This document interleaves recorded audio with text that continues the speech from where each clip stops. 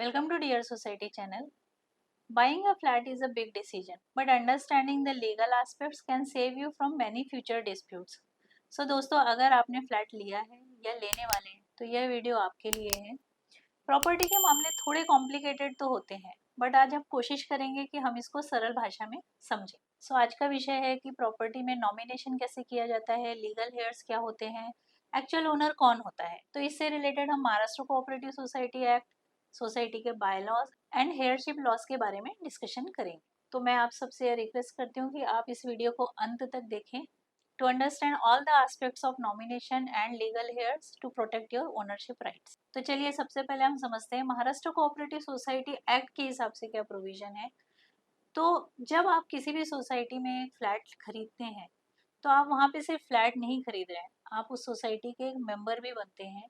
So when you are becoming a member of a housing society, society आपको एक membership number allot करती है, उसके अगेंस्ट आपको शेयर सर्टिफिकेट्स भी मिलते हैं। और एक बार आपको ये शेयर सर्टिफिकेट मिल गया, फिर आपको नॉमिनेशन फॉर्म भर के सोसाइटी में सबमिट करना होता है।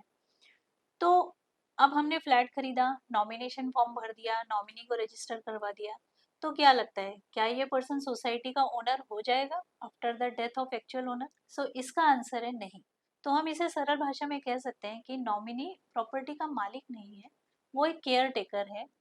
और एक्चुअल ओनर की मृत्यु के बाद सोसाइटी को ये पता चलता है कि जो person as a nominee register है, सोसाइटी को उसके साथ कम्युनिकेशन करना है। तो फिर प्रॉपर्टी का असली मालिक कौन है? प्रॉपर्टी के मालिक लीगल हेयर्स ही होंगे। So we can say nominee acts as a trustee holding the property on behalf of all the legal heirs. So nominee कैसे मैनेज करेगा? सोसाइटी उसको as a provisional member admit करेगी and उसके बाद वो उस प्रॉपर्टी की देखभाल कर सकता है, बट नॉमिनी ना उस प्रॉपर्टी को सेल कर सकता है ना उसे ट्रांसफर कर सकता है। So then to summarise who is the owner, we can say actual ownership is decided by inheritance law, succession and on the basis of will.